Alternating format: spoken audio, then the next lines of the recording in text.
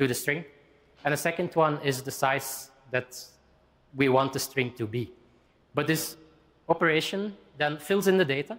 And if it decides that, yeah, the string will be a little bit smaller than what is requested, it can return the new size.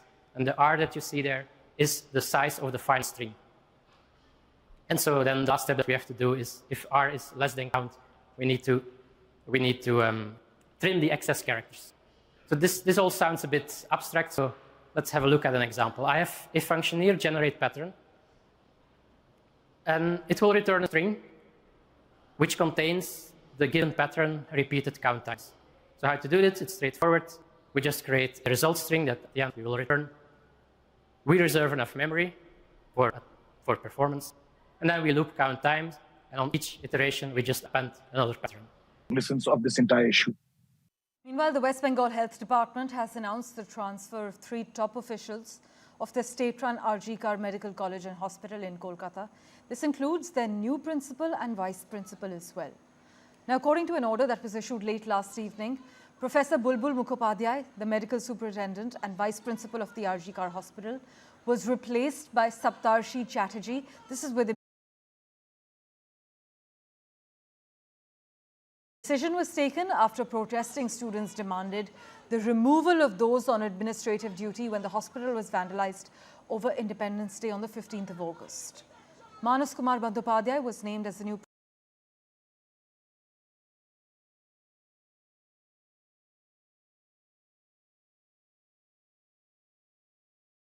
parameter to this lambda expression is the buffer, pointing to the buffer, and the second is the size of my string. And then inside this lambda expression, you can do whatever you want. You fill in your data in your buffer, and the thing is, there is no bookkeeping. So there are no redundant nulls being added here. The size of the string is not constantly updated. We're not constantly checking if the string needs to resize.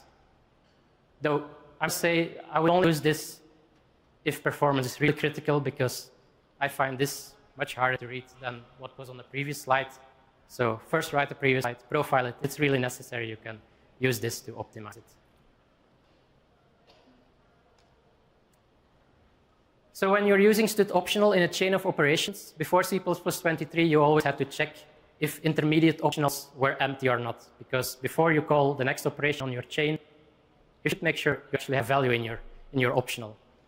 With monadic operations introduced in C++23, those checks are happening automatically for you. You don't need to explicitly check for an AND optional. And there are 3 monadic operations. The first one is transform, and transform returns another optional that contains the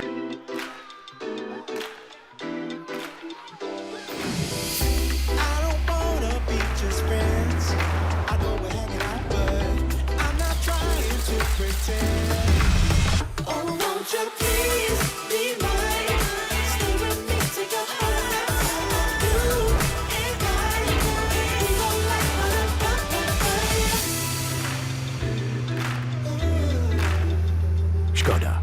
Simply clever.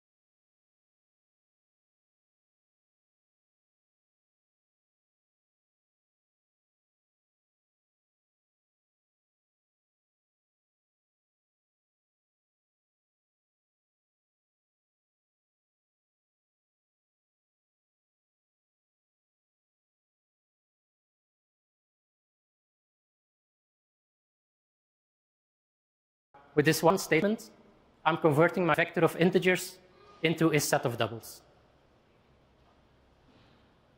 This is a third way. You can also use range constructors that have been added to all containers. And here you use the from range tag as the first parameter to your constructor. So I'm calling a constructor of set doubles and I'm passing it a vector of integers. One more, I have a string here. I'm splitting the string on spaces. And then I'm going to convert each of the words that we found into a string. And then finally, I convert this to a vector. So the result of words is a vector of strings containing all the individual words. If I pass this to print, you see that you have all the individual words in the vector.